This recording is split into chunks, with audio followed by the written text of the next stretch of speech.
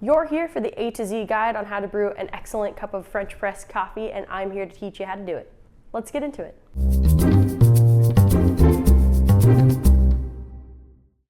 What's up, fellow fans and coffee lovers everywhere? My name is Haley. I am a certified Q Arabica grader and your brew guide, here to talk to you about the A to Z guide on how to brew and why to brew excellent French press coffee. A little bit about me: as I said, I'm a certified Q Arabica grader. I am a coffee industry professional of over 8 years, really coming in on that 10-year mark. I have been a barista. I've worked in production as far as the roastery goes. I've really done a lot in the industry and gotten to know the bean quite well, so to speak, or the seed, because coffee is actually a seed. Fun fact. And I've gotten to know brewing pretty well as well, I like to think. So happy to talk through it with you today. Let's get into this French press brew. First things first, what is a French press? So key attributes of a French press: it is a single chamber vessel in which you put your coffee grounds, your ground coffee, and your water in.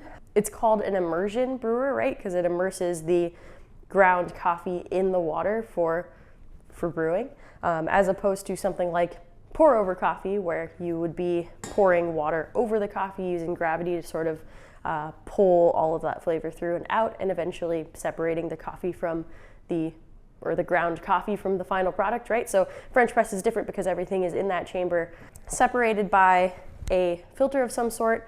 I have our Clara French press here today with a super fine metal mesh filter and like a nice silicone ring around the side. Some French presses you'll see have like a coily kind of gasket on the side of the filter, but most, if not all, French presses have a metal filter. I'd venture to guess I have not heard of a non-metal filter French press. If you have, let us know in the comment section. And all French presses will have this apparatus to plunge grounds from the top to the bottom of the chamber, separating them from the rest of the water and effectively slowing to almost a halt what we call extraction, or the pulling of the flavor out of the coffee, or the brewing of the coffee, right? So now you know what a French press is and what it does. Why would you want to brew French press coffee versus another method, right? Why would you want to go immersion versus percolation on a macro scale and on a micro scale? Why would you want to do something like French press versus pour over? French press, as I mentioned before, has a metal filter as opposed to a cloth or a paper filter. Therefore, all of the oils in the coffee that are partially responsible for a lot of the flavor in the coffee don't get soaked up by any filter, right? Like the metal's not going to soak any of those oils up. So the resulting cup out of a French press is generally more forward in body, right? Like more robust, more expressive of everything that's present in the coffee. So if you're looking for a more forward, slightly heavier, generally speaking, depending, of course, depending on the coffee, but if you're looking for a more forward and slightly heavier and slightly less pulled back cup of coffee, French press is probably for you. However, French press doesn't offer the same amount of control in brewing as something like pour over will, right? So with pour over, you're pouring the water slowly over the coffee, really being decisive on what part of the grounds you're soaking to make sure all the grounds are soaking evenly.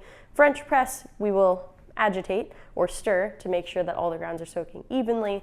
It's less hands-on, and interestingly enough, by that token, you will get more of what's going on in the coffee itself versus pour over, which usually has a paper or cloth filter and can hold back a little bit certain aspects of the coffee itself, but can be more complex and more clear for that reason than French press. All right, so you've decided to brew a cup of French press coffee. What supplies will you need? First and foremost, you will need coffee. We're going to use 60 grams of coffee for this recipe. Coffee is very important. Next, you will need water. I have my water heated up to 205 degrees Fahrenheit in my wide spout kettle, which wide spout kettles also preferred. Stovetop or electric is, either or, but electric does offer you the capability of being super discerning on temperature, which is important for proper extraction or proper pulling out of the flavor of coffee. And water, I am using 840 grams of water total. You will need a scale, or if you're using a French press like Clara, on the inside of Clara, there are ratio aid lines, so it'll tell you where to pour your grounds up to visually and where to pour your water up to visually. Super handy. But a scale is also really, really helpful to be even more precise, and just to know that you're controlling two of the variables in your brew technique, right? Coffee is an organic material, and the more control you can have in your brew technique, right, the more variables you can eliminate, the closer you can get to replicating a wonderful and delicious cup each time, or the closer you can get to having a repeatable dial-in routine that consistently allows you to dial in new coffees for that optimal cup. Speaking of control, a grinder is arguably the most important part in many, if not all, brew methods. A burr grinder versus a blade grinder is super important too, because burr grinders, they have two burrs that face each other, coffee passes through, right? This allows them to create grounds that are more consistent, whereas a blade grinder has generally like spinning blades. They chop the beans, and as beans kind of bounce around whatever chamber the grinder has, different beans get chopped in different ways, and different parts are bigger and smaller, and it's just more inconsistency, which then causes you to pull different amounts of flavor out of smaller or bigger grind size particles, right? Burr grinders such as this Opus all-purpose grinder, which I love, allow you to seek to eliminate the variable of inconsistent grounds, right? So grind consistency, very important. You're gonna wanna grind on a coarse setting for French press. I will explain why when we get into the brew recipe section of this video. And last but not least, two things you will need.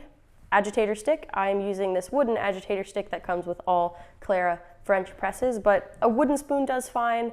You just want to avoid anything that's going to impart any flavor into your coffee, such as metal spoons can be notorious for it. I'd hesitate to use a metal spoon, especially if your French press is a glass one, or has a protective coating on the inside. They can be quite destructive. And last but not least, a timer is a super helpful metric. I have one on my tally scale right here, so that's handy. It's all in one place. But a cell phone timer works, a kitchen timer, as long as you have something to make sure that you're keeping on track with the brew schedule of the brew recipe, if so to speak, then you're good to go. Without further ado, let's get into that brew recipe. So I'm going to grind 60 grams of beans, which I have pre-measured out right here, on a coarse setting with my Opus all-purpose grinder. For me, this coarse grind setting is about a 9 with the inner ring set to 0 on my Opus all-purpose grinder. But again, just you're going for a coarse grind setting. Most French presses have super fine metal mesh filters. Ours is like 200 microns. And so a coarser grind setting allows for the grounds to be blocked by these filters. And also, since your coffee is sitting in the actual chamber with the water and we're agitating, a coarser grind setting allows for optimal extraction or optimal pulling out of the flavor of the coffee, not pulling out too much too quickly, which you would do with a finer grind setting, but just optimal extraction. So coarse grind setting. You heard it here first, or maybe you didn't, but you heard it here. I will be right back. I'm gonna dump some beans into this grinder and grind. Hold please. Welcome back. Now that we have our coffee ground, we want to go ahead and pre-wet and pre-warm our French press. I did this before the video started because I'm an overachiever, so I'm not going to do this on the video, but just know that pre-warming your French press by pouring hot water into it, swishing it around a bit to get that heat to transfer, and then pouring it out allows for better extraction. Heat is really important in extraction, so if you can get your vessel warmed up, it's going to keep everything extracting in that warmth. Okay, so what I'm going to do is pull the plunger out of my French press, place my French press on my scale. So turn the scale on. This is a very helpful tip. Let me grab this coffee. So I know that I pre-measured, oh, that smells great, pre-measured 60 grams here, so that should be what I'm pouring in my scale. I'm going to tare it again. I'm brewing at 205 degrees Fahrenheit. Sometimes generally for like lighter roasted coffees, you might want to go a little bit hotter.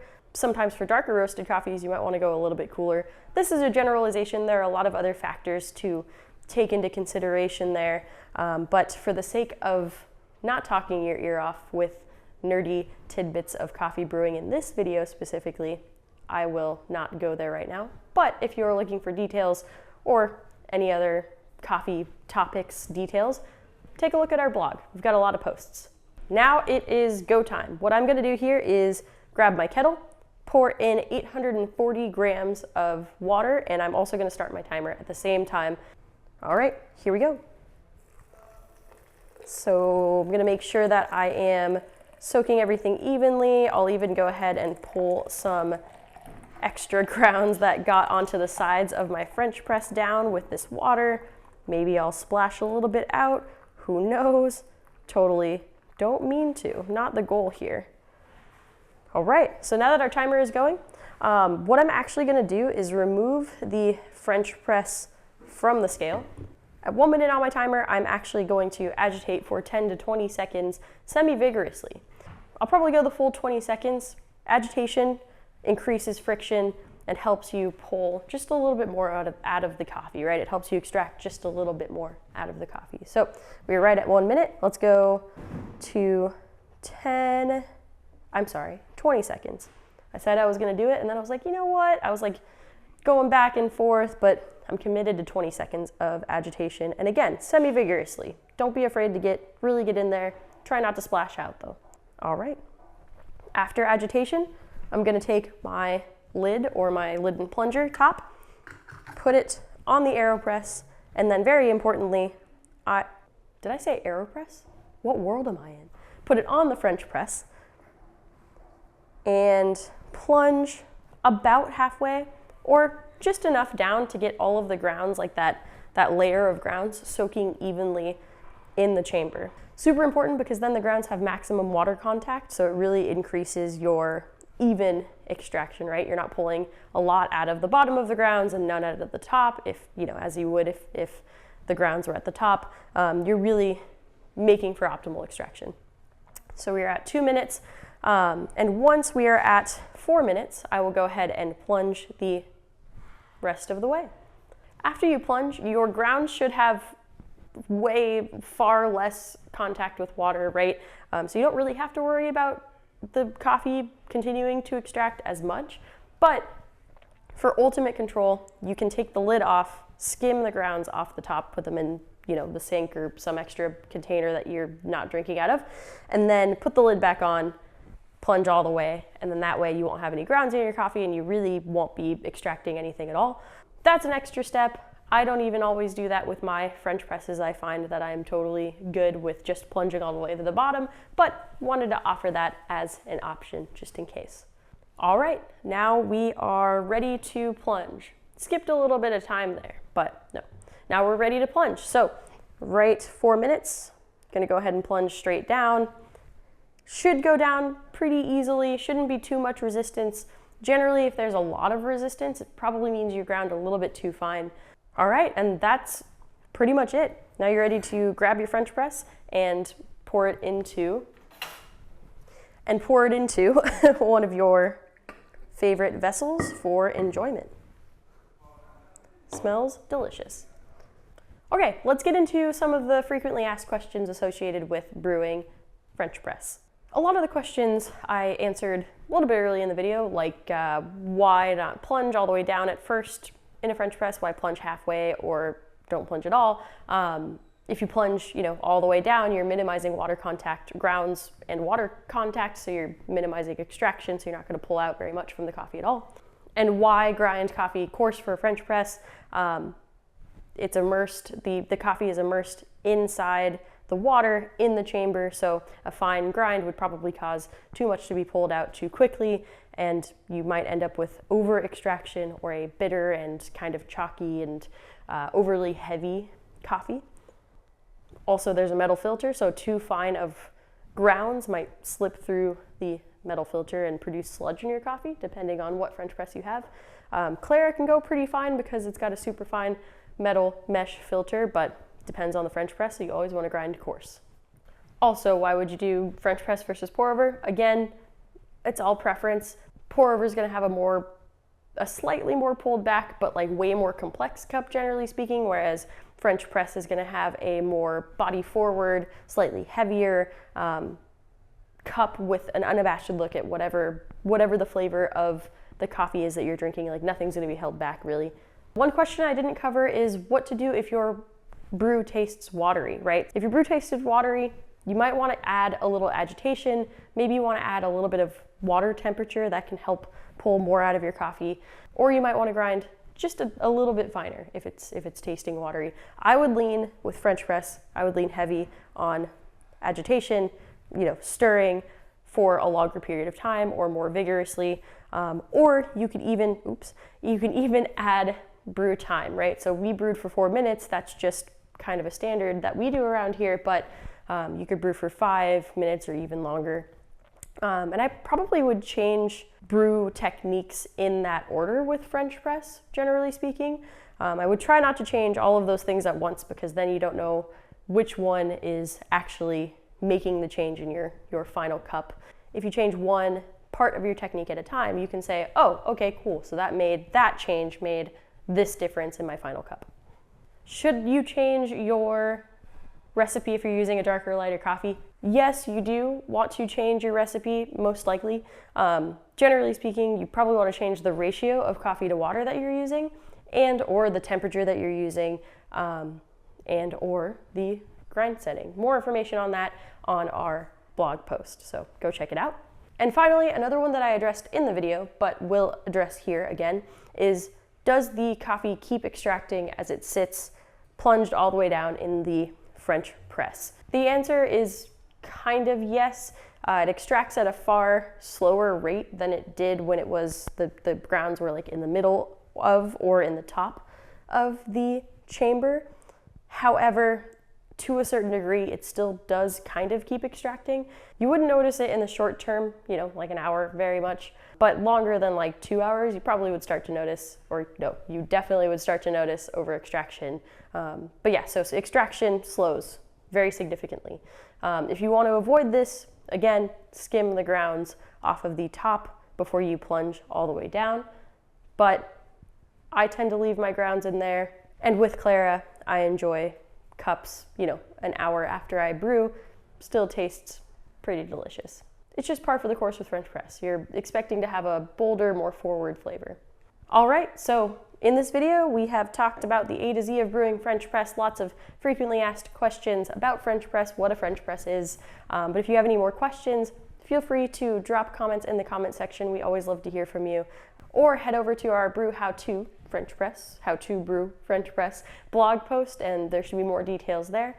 Thank you so much for hanging out with me. I have been and will continue to be Haley, your brew guide and local resident Q grader, and I will see you next time for another brew guide. Thanks.